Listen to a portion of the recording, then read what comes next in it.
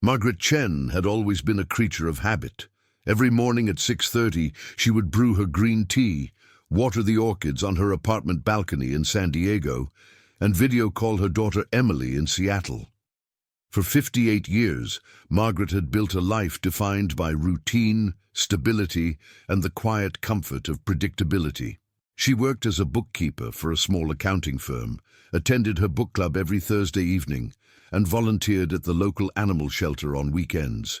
Her life wasn't glamorous, but it was hers, carefully constructed after a difficult divorce 3 years earlier. When Emily's phone rang on that Tuesday morning in late September and her mother didn't answer, a small knot of worry formed in her stomach. Margaret never missed their morning calls. Emily tried again. No answer. She sent a text message. Nothing. By noon, that knot had twisted into full-blown panic. Emily called her mother's workplace. Margaret hadn't shown up for work that day, which was completely unlike her. She had never called in sick without notice in 15 years of employment. Her supervisor, Linda Martinez, told Emily she had tried reaching Margaret multiple times that morning with no response. The concern in Linda's voice only amplified Emily's fear. Emily immediately called the San Diego Police Department. She explained that her mother was missing, that this behavior was completely out of character, that something was terribly wrong. The officer who took her call was sympathetic but cautious. Margaret was an adult. There were no signs of forced entry at her apartment, according to the building manager Emily had frantically contacted. Her car was still in its parking space. Adults have the right to go where they please without informing anyone, but Emily knew better. Mothers don't just vanish without a word, especially not mothers like Margaret Chen, who had calendar reminders for everything and sent good morning texts to her daughter without fail. The apartment manager agreed to let Emily access her mother's unit remotely through the building's security system. Everything appeared normal. The bed was made, the kitchen was clean, the orchids were watered, but Margaret's purse was gone. Her phone was gone. And when Emily asked the manager to check the closet, she noticed something else. Her mother's small, rolling suitcase was missing. Had Margaret planned to go somewhere? Had she packed a bag and left voluntarily? The idea seemed impossible, yet the evidence suggested otherwise. Emily racked her brain, trying to remember if her mother had mentioned any trips, any plans, anything that would explain this sudden absence. There was nothing. Emily caught the first flight from Seattle to San Diego. During the 3-hour journey, she called everyone she could think of who might know where her mother had gone. Book club friends, co-workers, neighbors, the volunteers at the animal shelter. No one had heard from Margaret. No one knew anything. Each conversation deepened the mystery and heightened Emily's dread. When Emily finally arrived at her mother's apartment complex in the Hillcrest neighborhood, the sun was setting, casting long shadows across the Spanish-style buildings. She met with Detective James Rodriguez from the San Diego Police Department, who had agreed to take a missing person report given the unusual circumstances. Detective Rodriguez was in his early 40s, with graying hair at his temples and the weary eyes of someone who had seen too much. Together, they walked through Margaret's apartment. Emily pointed out things that seemed off. Her mother's laptop was still on the kitchen counter, open but asleep. Detective Rodriguez woke it up and found it unlocked, something that immediately struck him as significant.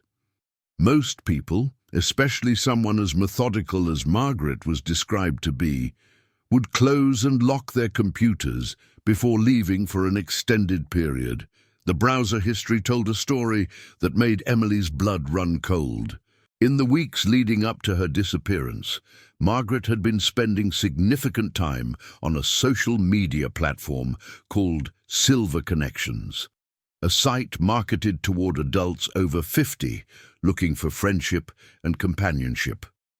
Emily had no idea her mother was even on social media beyond Facebook, where she occasionally shared photos of her garden and the rescue dog she fostered. Detective Rodriguez clicked through the browsing history. silver connections, dating advice articles, long-distance relationships, how to know if someone truly cares about you. The searches painted a picture of a lonely woman seeking connection, perhaps vulnerable in ways her daughter hadn't fully understood. Emily felt a wave of guilt crash over her. Had she been too busy with her own life in Seattle to notice her mother's loneliness? Margaret had always seemed fine, adjusting well to single life after the divorce, staying active and engaged. But now, looking at these search results, Emily wondered what pain her mother had been hiding behind her cheerful video calls and upbeat text messages. Detective Rodriguez accessed the Silver Connections website and attempted to log into Margaret's account, but it was password protected. He made a note to obtain a warrant for the site's records. Time was critical in missing person cases, especially when the circumstances suggested potential foul play or exploitation. Adults could certainly choose to leave their lives behind, but the combination of a vulnerable demographic, online connections, and a sudden unexplained departure raised red flags. Emily walked through the apartment again, this time looking at it through different eyes. She noticed things she had missed before: a flyer for a grief support group tucked in a kitchen drawer, a journal on her mother's nightstand with entries about feeling invisible, about wondering if the best parts of life had passed her by, about hoping to find someone who understood what it meant to start over in your 50s. Reading those private thoughts felt like an invasion, but Emily needed to understand what had been going on in her mother's mind. One entry, dated just 2 weeks before Margaret's disappearance, caught her attention. "He makes me feel seen again. For the first time in years, someone is really listening to me. He understands what it's like to feel alone in a crowded room. I know Emily would worry, so I haven't told her yet. But maybe this is my chance at happiness again. Maybe it's not too late for me." Who was he? What had this person said to make her mother feel this way? And where was Margaret now? Detective Rodriguez photographed the journal entry. He explained to Emily that they would need to work quickly to trace Margaret's digital footprint and identify whom she had been communicating with. The laptop would be taken into evidence for a full forensic examination. He would immediately submit requests to Silver Connections and her phone carrier for records of her communications and location data. As night fell over San Diego, Emily sat in her mother's living room, surrounded by the life Margaret had built for herself. Family photos lined the mantel. Books were stacked neatly on shelves. Everything was in its place, except for the one person who mattered most. Emily pulled out her phone and began calling extended family members, informing them of the situation and asking them to share Margaret's photo on social media. Someone, somewhere, had to have seen her mother. Meanwhile, Detective Rodriguez returned to the station and began the painstaking work of building a timeline. He reviewed security footage from Margaret's apartment building. The cameras showed her leaving on Monday evening around 8 o'clock, carrying a small suitcase and wearing a blue cardigan Emily recognized as her mother's favorite. She looked calm, even slightly excited. She didn't appear to be under duress. She walked to the parking lot, but instead of going to her own car, she got into a rideshare vehicle. Rodriguez immediately requested records from all major rideshare companies operating in San Diego. Within hours, he had confirmation. Margaret had taken an Uber to San Diego International Airport at 8:15 on Monday evening, but there was no record of her boarding any commercial flight. Her credit cards hadn't been used to purchase airline tickets, so where had she gone? The detective expanded his search. Train stations, bus terminals, private charter services. Finally, he found it. Margaret had purchased a ticket on a Greyhound bus departing San Diego at 10:30 Monday night, destination Miami, Florida. The trip would take approximately 60 hours with various stops along the way. Why Florida? What was waiting for her there? Rodriguez immediately contacted the Miami-Dade Police Department and the FBI. A vulnerable adult traveling alone across the country to meet someone she had connected with online fit the profile of potential exploitation or trafficking. The fact that she had told no one about her plans, had left her car and most of her belongings behind, and had chosen bus travel rather than flying, suggested either financial constraints or a desire to avoid detection. Emily received the call from Detective Rodriguez just after midnight. The news that her mother had voluntarily boarded a bus to Miami was both a relief and a source of new terror. Margaret was alive and had made her own choice to leave, but she was heading toward an unknown situation more than 2,000 miles away, with someone Emily knew nothing about. Detective Rodriguez assured Emily that law enforcement across multiple jurisdictions was now involved. The FBI had been notified because the case potentially involved interstate transportation for illegal purposes. Officers in cities along the bus route were being alerted to watch for Margaret at stops. Miami police were preparing to investigate the moment they had more information about where exactly Margaret was headed and whom she planned to meet. But the bus had already been traveling for nearly 24 hours. Margaret could be anywhere between Arizona and Texas by now, and whoever was waiting for her in Florida had more than a day's head start to prepare for her arrival. Emily couldn't sleep. She sat at her mother's kitchen table, going through the laptop again, desperate for more clues. She found the Silver Connections app downloaded on the computer, and knowing her mother's tendency to use the same passwords for everything, tried several combinations. On the fourth attempt, using Margaret's childhood dog's name combined with her birth year, the account unlocked. What Emily found inside would change everything. The Silver Connections account revealed a months-long conversation between Margaret and a man named David Sullivan. His profile showed a distinguished-looking man in his early 60s with silver hair and warm brown eyes. The profile stated he was a retired architect living in Coral Gables, Florida, widowed for 5 years, with 2 adult children. He enjoyed sailing, classical music, and long walks on the beach. Everything about his profile seemed designed to appeal to someone exactly like Margaret. Emily scrolled through message after message, watching in real time as this stranger had systematically gained her mother's trust. The early messages were casual and friendly. David had commented on a photo Margaret posted of a rescue dog she was fostering. He mentioned he volunteered at an animal shelter in Miami. They bonded over their shared love of animals. Gradually, the conversations deepened. David asked thoughtful questions about Margaret's life, her divorce, her feelings of starting over in her 50s. He shared his own story of loss after his wife's death from cancer. He understood loneliness, he wrote. He knew what it felt like to wonder if companionship was still possible at their age. His messages were articulate, empathetic, and perfectly calibrated to make Margaret feel understood. Emily felt sick reading the manipulation unfolding in text form.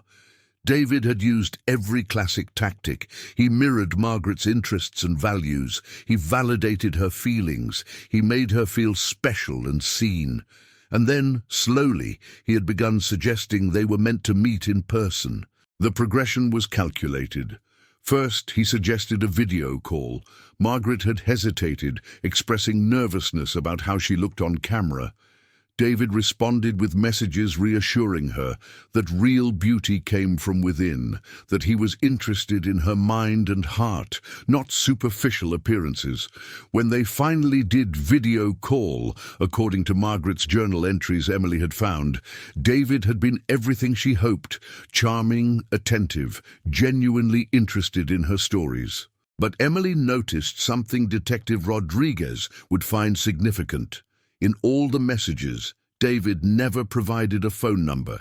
He insisted on communicating only through the Silver Connections platform, claiming he valued his privacy after being burned by someone who had shared his personal information online. It was a reasonable explanation that prevented Margaret from having any way to verify his identity outside the controlled environment of the dating site. The messages from the past 2 weeks showed David escalating his requests. He wanted Margaret to visit him in Florida. He would pay for her ticket, he offered, but Margaret had insisted on paying her own way. She wanted to maintain her independence, she wrote. David praised her for this, calling her strong and self-sufficient. He suggested she take the bus rather than fly because the journey would give her time to reflect and arrive refreshed. The suggestion seemed odd to Emily, but her mother had accepted it without question. Emily's hands trembled as she reached the final messages, sent just hours before Margaret boarded that bus. David had sent detailed instructions. He would pick her up at the Miami Greyhound station. He asked her not to tell anyone about the trip yet, because he wanted their first meeting to be private and special, without the pressure of family expectations. If things went well, there would be plenty of time to introduce her to his children and for him to meet Emily. But for now, this was just for them. Margaret had agreed to everything. Her final message, sent at 7:45 Monday evening, read, "I'm leaving in an hour. I can't believe this is really happening. Thank you for making me feel alive again." Emily immediately called Detective Rodriguez, her voice breaking as she explained what she had found. Rodriguez arrived at the apartment within 30 minutes, accompanied by a digital forensics specialist. They photographed every message, every detail of David Sullivan's profile, every piece of information that might help them track down this man. The specialist ran David's profile photos through reverse image search databases. Within minutes, they had results that confirmed Emily's worst fears. The photos of David Sullivan had been stolen from a legitimate architect's website, a man who actually lived in Boston and had no connection to Florida or silver connections. The profile was completely fake. Rodriguez contacted the FBI immediately. This was now definitively a case of online fraud with potential trafficking implications. A 58-year-old woman had been lured across state lines by someone using a false identity. Whoever was waiting for Margaret in Miami was not who she thought he was. The FBI assigned Special Agent Carmen Vasquez to lead the investigation. She was based in Miami and specialized in cases involving online exploitation of vulnerable adults. Agent Vasquez had seen cases like this before. Lonely, recently divorced or widowed individuals targeted by sophisticated scammers who built elaborate fictional identities to exploit their victims emotionally and financially. But this case felt different to Vasquez. Most romance scammers operated remotely, convincing victims to send money or gift cards. They rarely arranged in-person meetings because that increased their risk of identification and arrest. The fact that this perpetrator had convinced Margaret to travel to Florida suggested something more sinister than financial fraud. Vasquez immediately began working with Miami transit authorities to locate Margaret. The Greyhound bus she was traveling on was scheduled to arrive at the Miami station Wednesday afternoon at 2:15. It was now early Wednesday morning. They had less than 12 hours to prepare. The plan was straightforward. Plainclothes officers would be positioned throughout the Miami Greyhound station. The moment Margaret arrived, they would approach her before anyone else could make contact. They would explain the situation and ensure her safety. Simultaneously, they would attempt to identify and apprehend whoever showed up claiming to be David Sullivan. Emily insisted on flying to Miami immediately. Detective Rodriguez advised against it, but she refused to listen. Her mother was walking into a trap, and Emily needed to be there. She booked a red-eye flight leaving San Diego at 3 in the morning. As the sun rose over Miami, Agent Vasquez and her team were already in position at the Greyhound station. They had Margaret's photo distributed to every officer. The station's security cameras were being monitored in real time. Everyone was ready. But what none of them knew was that Margaret had gotten off the bus early at the stop in Fort Myers, 2 hours north of Miami, where a man in his 40s was waiting with a sign bearing her name. The Greyhound bus pulled into the Fort Myers station at 11:30 Wednesday morning. 2.5 hours before its scheduled arrival in Miami. Margaret Chen stepped off the bus, her legs stiff from the long journey, her small suitcase rolling behind her. She scanned the small crowd of people waiting in the station, her heart pounding with a mixture of excitement and nervousness. A man in his early 40s stood near the entrance, holding a handwritten sign that read, "Margaret." He was younger than she expected, with dark hair and a friendly smile. He wore khaki pants and a polo shirt, looking casual and approachable. When Margaret approached him hesitantly, he extended his hand. "Margaret, I'm Marcus, David's nephew. Uncle David asked me to pick you up here. He had a last-minute situation come up with a client meeting in Miami, so he thought it would be easier for you to get off here and I'd drive you to his place. It's only about 45 minutes away. I hope that's okay." The explanation made sense to Margaret. David had mentioned he still did occasional consulting work for former clients. She was disappointed not to meet him at the station as planned, but she appreciated that he had arranged for family to collect her. It actually felt more legitimate that a family member was involved. Marcus took her suitcase and led her to a white SUV in the parking lot. He made pleasant conversation as they drove, asking about her trip, commenting on the Florida weather. He seemed genuinely nice, and Margaret felt herself relaxing. This was really happening. She was starting a new chapter of her life. What Margaret didn't notice was that Marcus never used a GPS, despite claiming David's house was 45 minutes away. He drove with the confidence of someone who knew exactly where he was going, and he wasn't heading toward any residential neighborhood in Coral Gables. Meanwhile, at the Miami Greyhound station, Agent Vasquez and her team waited. 2:15 came and went. Passengers disembarked from the arriving bus, but Margaret Chen was not among them. Vasquez immediately contacted the bus company's dispatch. They confirmed that Margaret had been on the passenger manifest when the bus left San Diego, but drivers didn't track when passengers got off at intermediate stops. Vasquez felt her stomach drop. Margaret could have exited at any of the dozen stops between San Diego and Miami. They had been so focused on the Miami arrival that they hadn't considered she might be instructed to get off earlier.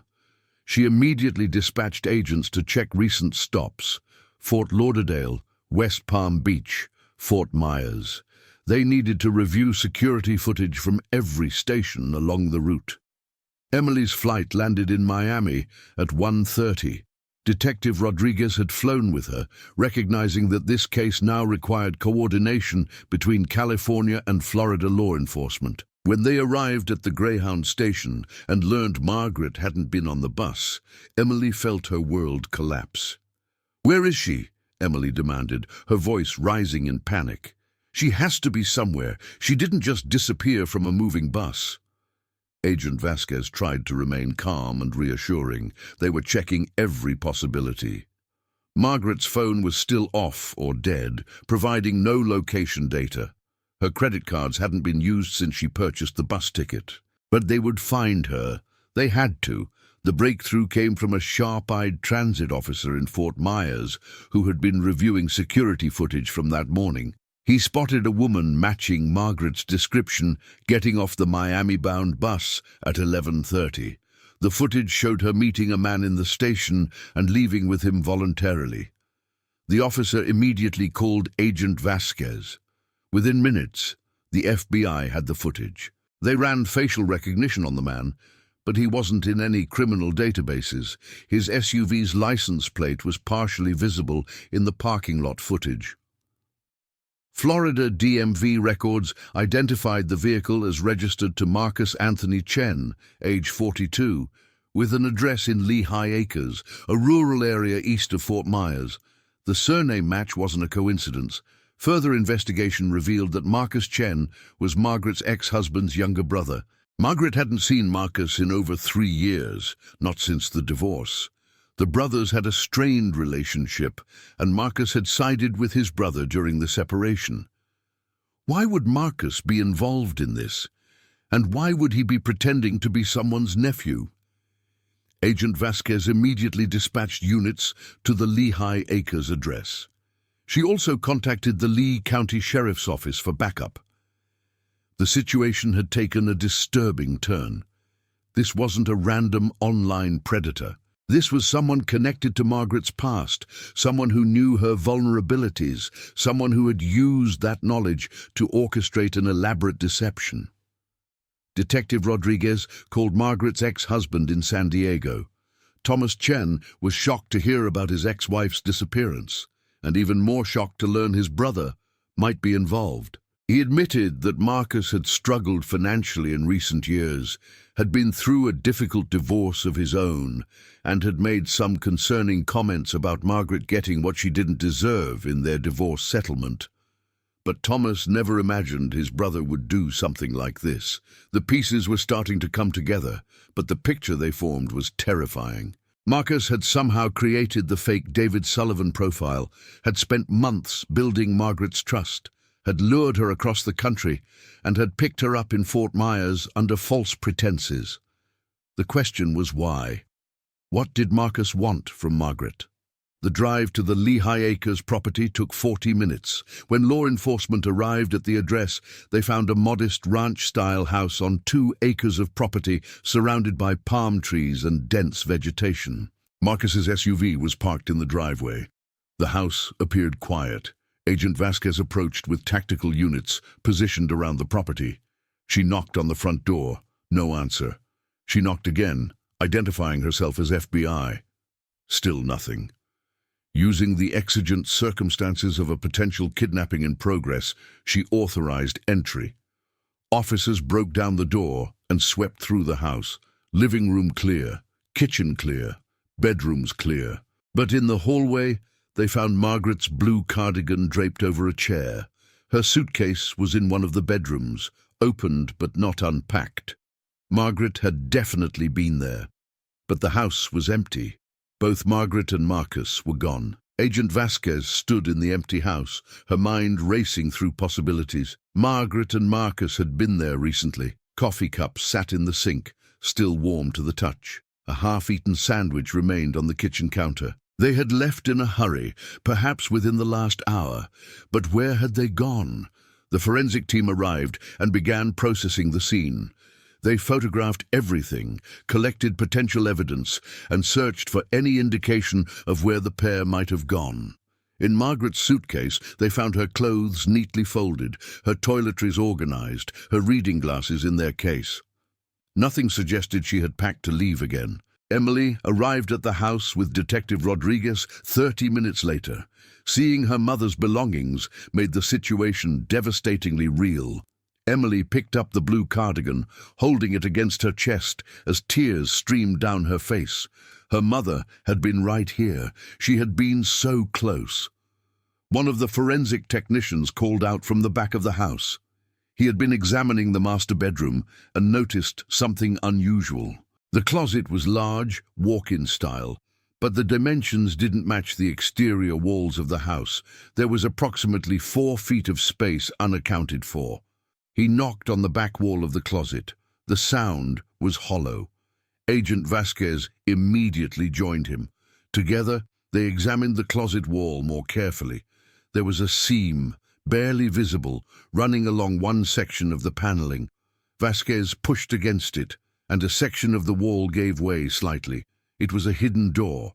Behind the false wall was a small room, approximately 8 feet by 10 feet. The space was dimly lit by a single overhead bulb. What they found inside made everyone's blood run cold. The room had been set up as a makeshift prison. A mattress lay on the floor, with restraints attached to a metal ring bolted into the concrete foundation. Empty water bottles and food wrappers littered one corner. A bucket served as a makeshift toilet. The walls were covered with photographs, dozens of them, all of Margaret. Pictures of her at work, at the grocery store, at the animal shelter, walking through her San Diego neighborhood. Someone had been watching her for months. But more disturbing were the documents spread across a small folding table. Financial records showing Margaret's bank accounts, investment portfolios, and property holdings. Forged documents that appeared to be power of attorney forms with Margaret's signature. Transfer papers for her accounts. Marcus hadn't just lured Margaret to Florida for revenge or emotional manipulation. He had planned to hold her captive while systematically stealing her assets. Emily staggered backward, needing to sit down. Detective Rodriguez caught her arm, steadying her. The reality of what her mother had walked into was almost too much to process. Margaret had come to Florida thinking she was meeting a kind man who cared about her. Instead, she had been delivered into the hands of someone who saw her as nothing more than a financial opportunity. Agent Vasquez immediately called for additional resources. They needed to trace every financial transaction Marcus had attempted. They needed to alert all banks and financial institutions where Margaret held accounts, and most urgently, they needed to figure out where Marcus had taken Margaret when he realized law enforcement was closing in. The IT specialist examining Marcus's computer found browser history that provided crucial information. Marcus had been researching remote properties in the Everglades, specifically abandoned hunting camps and fishing shacks in the Big Cypress National Preserve. He had also searched for information about police response times in rural Collier County and how long someone could survive in the wilderness without supplies. The searches suggested Marcus had a backup plan if his initial location was compromised. He would take Margaret somewhere remote, somewhere law enforcement would have difficulty finding them quickly. The Everglades covered over 1.5 million acres of wilderness. Finding two people in that vast expanse would be extraordinarily difficult. Agent Vasquez coordinated with the National Park Service and Collier County Sheriff's Office. They needed helicopter surveillance, ground search teams, and cooperation from locals who knew the area. Time was critical. The sun would set in approximately 4 hours, and searching the Everglades at night was dangerous and largely ineffective. Witnesses began coming forward. A gas station attendant in Lehigh Acres remembered seeing Marcus's white SUV around 1 o'clock that afternoon, about 30 minutes before law enforcement arrived at his house. He was alone in the vehicle at that time, which meant Margaret was likely already hidden at another location. Another witness, a retired postal worker who lived near Marcus, mentioned seeing him early that morning loading supplies into a small fishing boat he kept on a trailer behind his house. The boat and trailer were now gone from the property. This was the break they needed. Marcus wasn't driving Margaret deeper into rural areas. He was taking her by water into the Everglades. The Everglades ecosystem consisted of slow-moving water, sawgrass marshes, and countless channels accessible only by shallow draft boats. Abandoned structures dotted the landscape, remnants of failed development projects and old fishing camps. Marcus could hide Margaret in any of dozens of locations, and finding the right one would require both skill and luck. Search and rescue teams mobilized immediately. The Coast Guard provided boats and helicopters. Park rangers who knew the waterways joined the search. They focused on areas Marcus had researched, cross-referencing his browser history with known structures in those regions. Emily felt helpless. Her mother was out there somewhere, held by a man with nothing left to lose. Marcus knew his plan had failed. He knew law enforcement was searching for him. Desperate people made dangerous decisions. What would Marcus do when he realized escape was impossible? Agent Vasquez tried to reassure Emily, but the statistics were sobering. Every hour that passed decreased the likelihood of a positive outcome. Margaret was 58 years old, not in peak physical condition, and likely terrified. The stress alone could be life-threatening, and if Marcus decided she was a liability rather than an asset, the outcome could be tragic. As sunset approached, a helicopter pilot spotted something promising. In a remote section of Big Cypress, accessible only by winding waterways, there was an old fishing camp consisting of 2 small structures built on stilts above the water. A white boat matching the description of Marcus's was tied to the dock. Smoke rose from a chimney, indicating someone was inside. The tactical team approached by water, using airboats to navigate the shallow channels. They moved quietly, not wanting to alert Marcus to their presence. The plan was to surround the structure, cut off any escape routes, and negotiate Margaret's safe release. But as they got closer, they heard something that changed everything. A woman screaming. The tactical team moved swiftly through the murky water, their airboats cutting silent paths between the cypress trees. The woman's screams had stopped abruptly, replaced by an eerie silence that was somehow more terrifying. Agent Vasquez coordinated the approach from a command boat positioned 200 yards back, her radio crackling with updates from the field team. The fishing camp consisted of two weathered structures connected by a narrow wooden walkway. Both buildings were elevated on stilts, typical of Everglades construction designed to survive seasonal flooding. The larger structure appeared to be the main living quarters, while the smaller one looked like a storage shed. Marcus's boat was tied securely to the dock, and through the windows of the main building they could see the flicker of lamplight. The lead tactical officer, Lieutenant David Park, signaled his team into position. 4 officers surrounded the main structure, while 2 more covered the storage shed. Park approached the front door, weapon drawn but lowered, and called out in a clear, firm voice. "Marcus Chen, this is the FBI. We have the building surrounded. We need you to come out with your hands visible. Margaret needs to come out safely. Let's resolve this peacefully." Silence. Then from inside, Marcus's voice, tight with panic. "Stay back. I didn't mean for it to go this far. Just stay back." Park tried again, his tone calm but authoritative. "Marcus, we know about the plan. We know about the financial documents.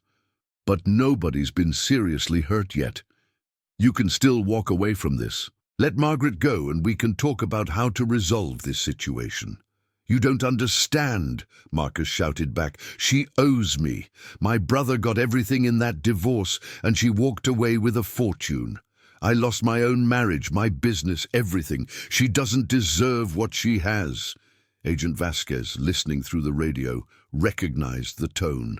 Marcus was spiraling, justifying his actions, building a narrative where he was the victim.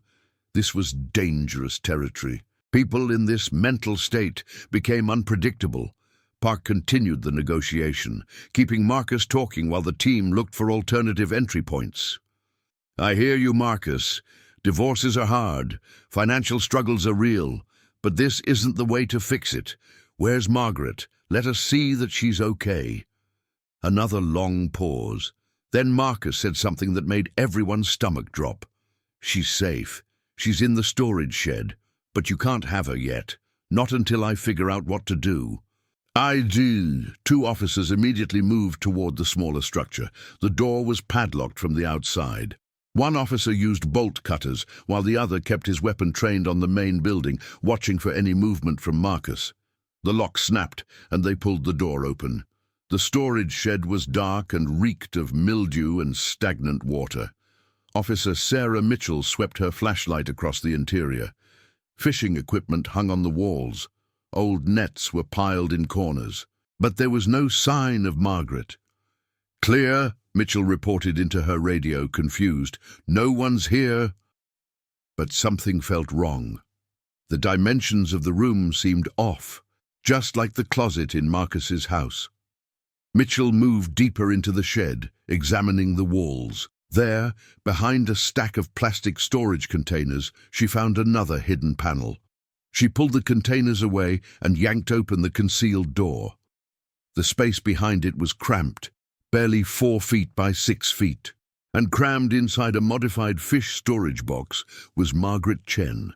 The box had been designed to transport large catches, built with thick insulated walls and a locking lid. Air holes had been drilled into the top, but the space was still suffocatingly small. Margaret was folded into a fetal position, her hands bound with zip ties, duct tape across her mouth.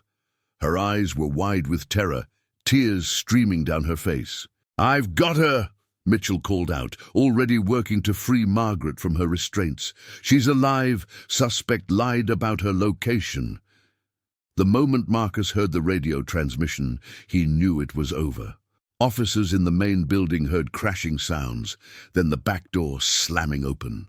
Marcus had bolted, running along the narrow walkway toward the swamp. Lieutenant Park and 2 other officers pursued immediately. Marcus had nowhere to go.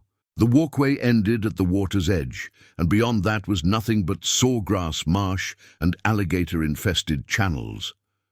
Marcus stood at the end of the platform, breathing hard, looking at the dark water below him.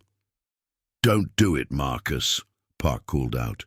"It's over. You can't run from this. Come back. Let's end this safely."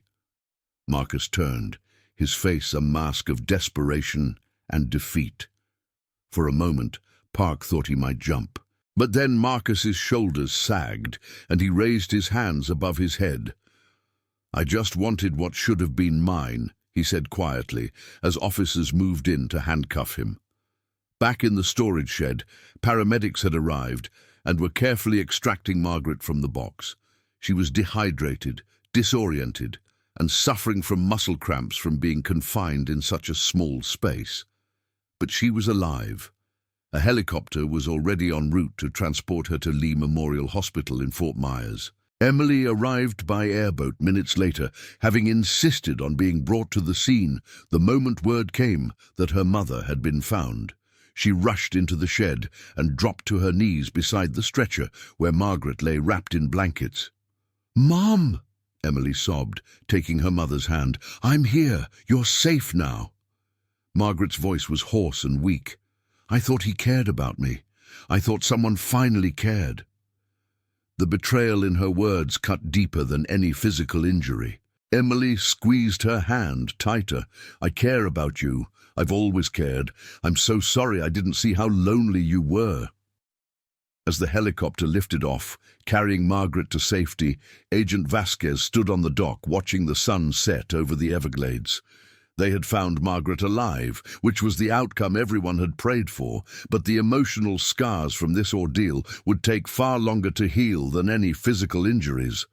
Marcus Chen was taken into federal custody, facing charges of kidnapping, false imprisonment, attempted fraud, and interstate transportation for illegal purposes. The evidence against him was overwhelming. Margaret spent 3 days in Lee Memorial Hospital under observation. Physically, she had survived relatively unharmed. The doctors treated her for dehydration, muscle strain, and mild hypothermia from the hours spent in the unheated storage box. But the psychological trauma was far more complex and would require much longer to address. Emily never left her mother's side. They talked for hours, sometimes about what happened, more often about everything they should have discussed before this nightmare began. Margaret admitted she had felt invisible after the divorce, like her life had lost its purpose. The dating site had offered hope that connection was still possible, that she wasn't destined to spend the rest of her years alone. "I was so foolish," Margaret whispered, staring at her hands. "I believed every word he said. I wanted so badly for it to be real that I ignored every warning sign." Emily shook her head firmly. "You're not foolish. You're human. Marcus exploited your loneliness and your trust. That's on him, not you." Detective Rodriguez visited on the second day with Agent Vasquez. They needed Margaret's formal statement, but they approached the interview with sensitivity, understanding how difficult it would be for her to relive the experience. Margaret walked them through everything. The months of online conversations, the growing emotional connection she felt with David, the excitement and nervousness about meeting him, and the moment she realized something was wrong. That moment had come about 2 hours after Marcus picked her up in Fort Myers. They had been driving, and Margaret had asked to use her phone to let Emily know she had arrived safely. Marcus had made excuses, saying the signal was bad in the area, that they would call once they reached David's house. But his tone had changed, becoming colder, more controlling. When Margaret insisted, Marcus had pulled over, taken her phone, and told her the truth. "He told me there was no David," Margaret said, her voice breaking. "He said I was stupid for falling for it, that I deserved what was going to happen because I had taken everything from his family. He wasn't making sense. I tried to reason with him, but he put something over my face, a cloth with some chemical smell. When I woke up, I was in that room in his house. Marcus had kept her sedated for the first day, using over-the-counter sleep medication crushed into her food. By the time Margaret fully regained her senses, she was already trapped. Marcus had explained his plan. He would keep her confined, while he systematically drained her financial accounts using forged documents. Once he had transferred enough money to make it worth his while, he would release her somewhere remote and disappear. But the plan had fallen apart faster than Marcus anticipated. Law enforcement had tracked Margaret's movements quicker than he expected. When he realized authorities were searching for him, panic set in. He moved Margaret to the Everglades, stuffing her into the fish box when he heard the helicopters overhead. He had genuinely believed hiding her in the concealed space would buy him time to figure out his next move. The legal proceedings moved swiftly. Marcus Chen was charged in federal court with kidnapping, false imprisonment, attempted identity theft, wire fraud, and interstate transportation for illegal purposes. The evidence was overwhelming: the fake dating profile, the financial documents found in his home, Margaret's testimony, and the physical evidence from both locations where she had been held. Marcus's attorney attempted to negotiate a plea deal, but the prosecution was unwavering. This case had drawn national attention, highlighting the vulnerability of older adults in online spaces. The U.S. Attorney's Office wanted to send a clear message that targeting vulnerable individuals through romance scams and kidnapping would result in severe consequences. The trial lasted 2 weeks. Margaret had to testify, reliving her ordeal in front of strangers, facing Marcus across the courtroom. Emily sat behind her mother throughout the entire proceeding, a constant source of strength and support.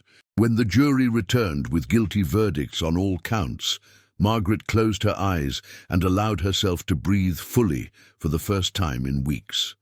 Marcus Chen was sentenced to 25 years in federal prison without possibility of parole. The judge's statement during sentencing was unambiguous. You exploited a woman's loneliness and hope for connection. You planned and executed a sophisticated scheme to deprive her of her freedom and her assets. You showed no remorse and no recognition of the profound harm you caused. This sentence reflects the severity of your crimes. Margaret returned to San Diego, but she couldn't bring herself to go back to her old apartment.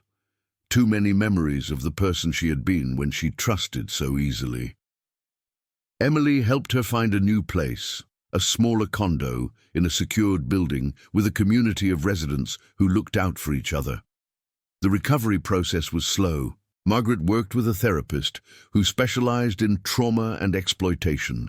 She attended support groups for survivors of online predation, finding solace in connecting with others who understood what she had experienced. Some days were harder than others. There were moments when she questioned every decision she made, when she wondered if she would ever be able to trust anyone again. But gradually, with time and support, Margaret began to rebuild her sense of self. She returned to volunteering at the animal shelter, finding comfort in the unconditional acceptance of the rescue dogs. She reconnected with her book club, though she was honest about why she had disappeared and what she had survived. To her surprise, they rallied around her with compassion rather than judgment. Emily moved back to San Diego, taking a job that allowed her to be closer to her mother. They established new routines: weekly dinners, morning walks together, regular check-ins. The experience had taught both of them the importance of genuine connection and honest communication.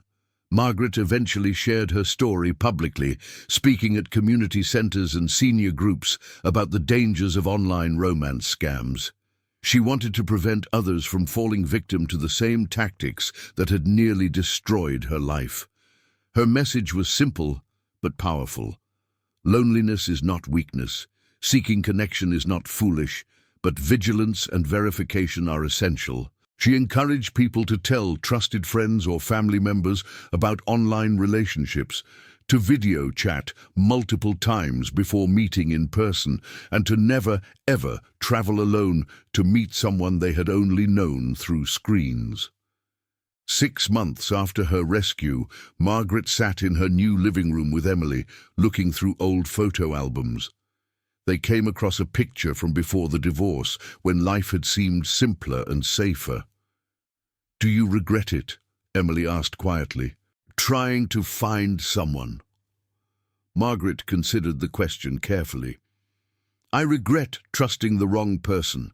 I regret not being more cautious, but I don't regret hoping that connection was still possible. I just learned that real connection doesn't require secrecy or isolation. It doesn't ask you to cut off your family or hide your plans. Real care wants you to be safe and supported." She looked at her daughter and smiled, a genuine smile that reached her eyes. "I already had someone who cared about me. I just hadn't been paying enough attention." Margaret's story became a cautionary tale, but also one of survival and resilience. She had been lured across the country, imprisoned and traumatized, but she had also been found, rescued, and supported. And though the scars would remain, she was learning to live with them, to move forward, and to help others avoid the same fate. The case prompted legislative action.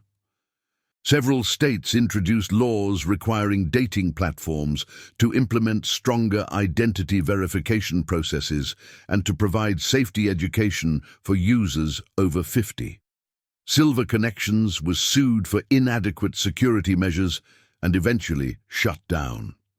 Law enforcement agencies increased resources for investigating online exploitation of vulnerable adults.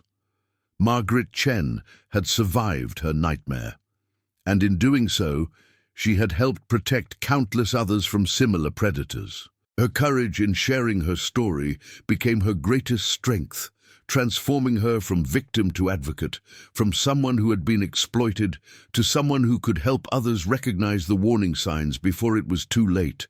She was a survivor, and she was no longer alone.